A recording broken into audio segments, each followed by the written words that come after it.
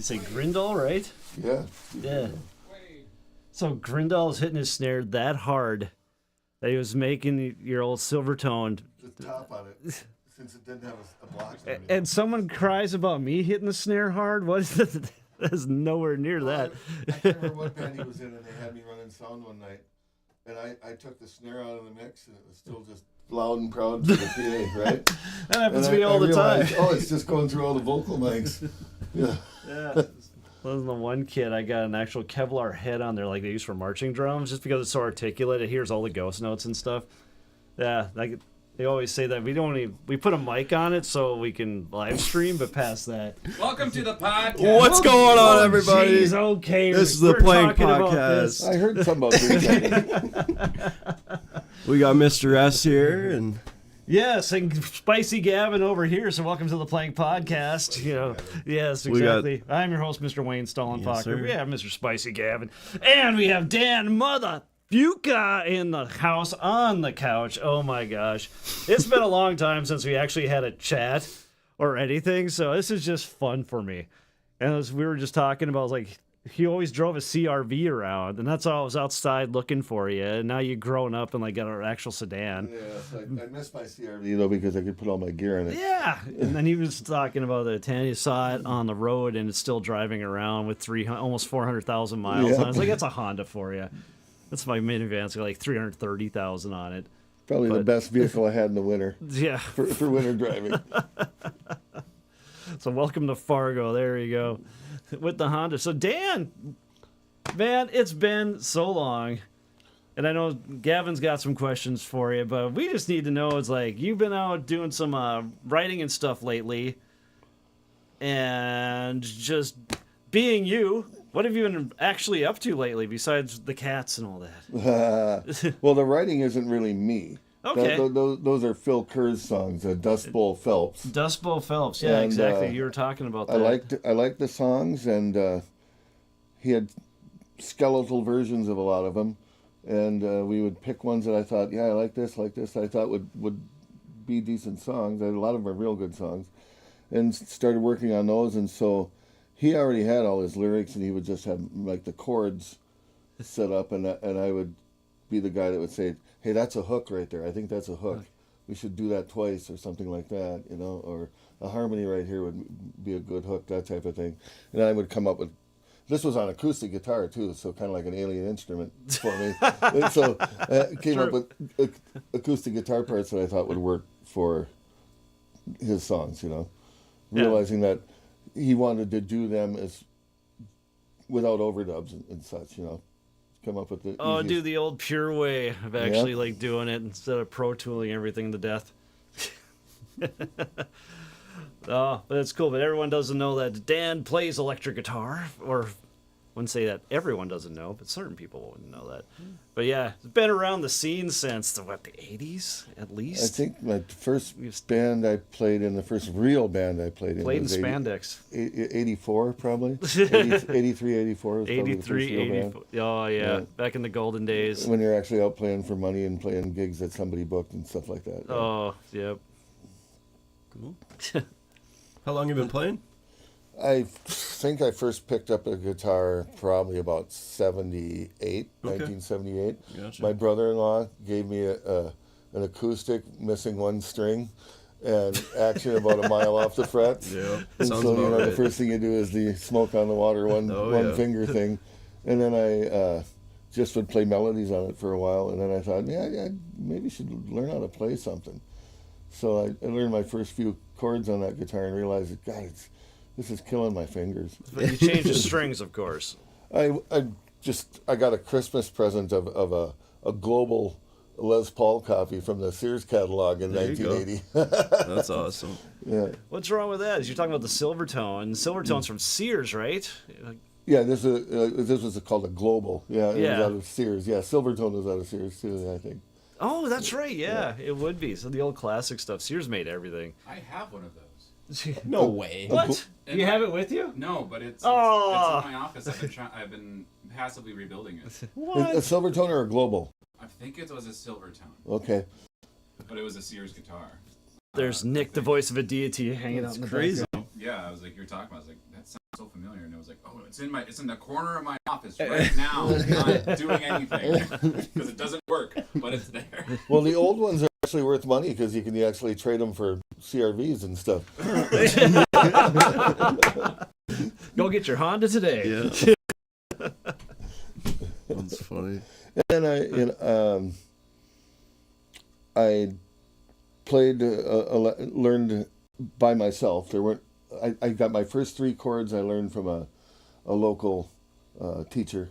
There you go. Small town. Learned the first 3 chords and then went and bought the Campfire chords. Bay book, Yeah, oh God, the Mel Bay And I gave book. up on that after about 15 minutes of going, okay, I learned how to play Old Christmas Tree or whatever they've got in there, Yep.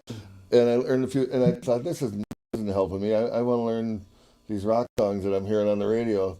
So I went to, I think next time I went to Wapping and went and got like a music book for somebody like Super or the Knack or something like that, and went, what are these crazy chords?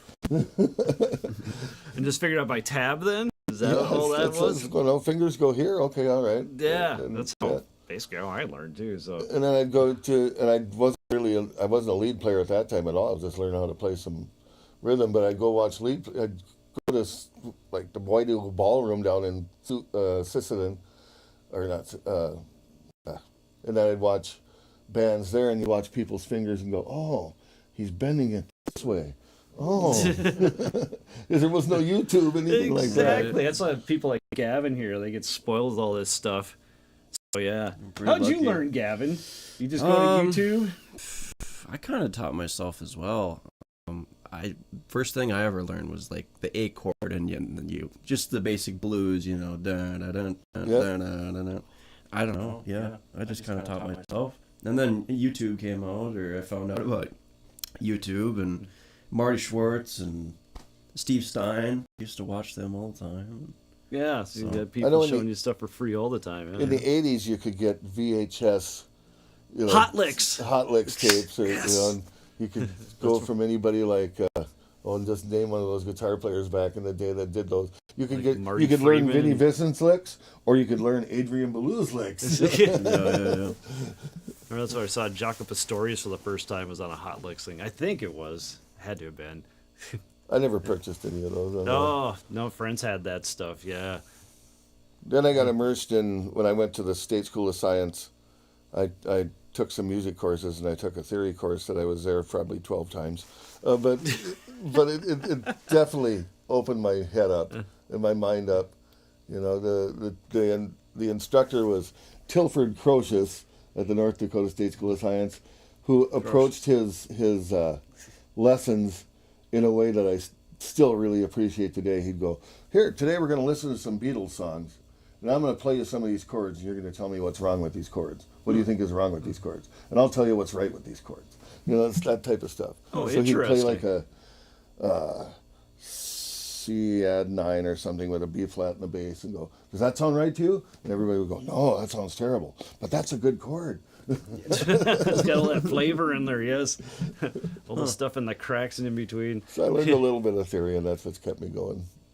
Yeah, but sometimes it's all it takes. It's just that someone opens that door and it's like, oh, that's why this works.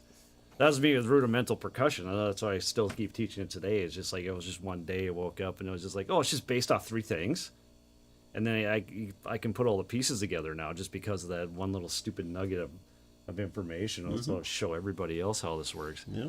Well, you, of anybody, should know that the integration of technique with just the raw visceral part of the whole thing is what you're really looking for. Oh, exactly. Because if you're playing with just all technique, there's no emotion to it whatsoever. Nope, it's kind of boring. And then you got somebody like Kurt Cobain who struggled to get out what he was trying to play. And so nothing was technically brilliant, but it all fit. And thus grunge was born. Yeah, Took that away all sure my did. hair metal. Sure killed all us spandex guys, that's for sure. Exactly. Yeah, Dan used to wear spandex back in the day. Yeah, I got Yeah. photos of 100 him pounds with that. later. Yeah. Did you have the long hair and Well, that was everything? the Oh, 80s. he's damn right. Oh, yeah. Yeah. It was the 80s, you played keyboard and everything. What were some of the bands that you were playing back in the day? Just because. Well, let's see here. There was, I met up with these guys when I was going to science school. I met up with these guys from Langdon, Ted Delph. My mom was and Mike born Delph. late. And She probably knew they those were very musical. Mike was a classically trained singer, and he played drums and piano. Okay. And Ted was just a great guitar player. They're both good singers as brothers. So I somehow managed to get in their band at first, which was a band called The Times. And then when we went with GMA, the Good Music Agency out of Minneapolis, they wanted a name change. So we were called View for a while, not the ladies from The View. And then I think it was about 86, we got ourselves a manager. We were fighting so much with GMA, who wanted us to here's the 20 songs we want you to learn. And we were like, I'm not freaking learning that type of thing.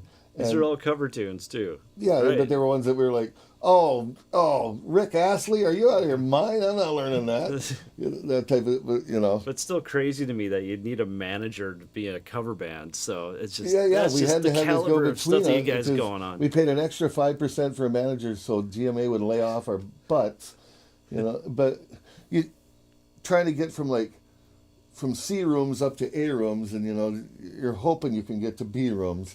Type of thing, and that's what we were using the manager for.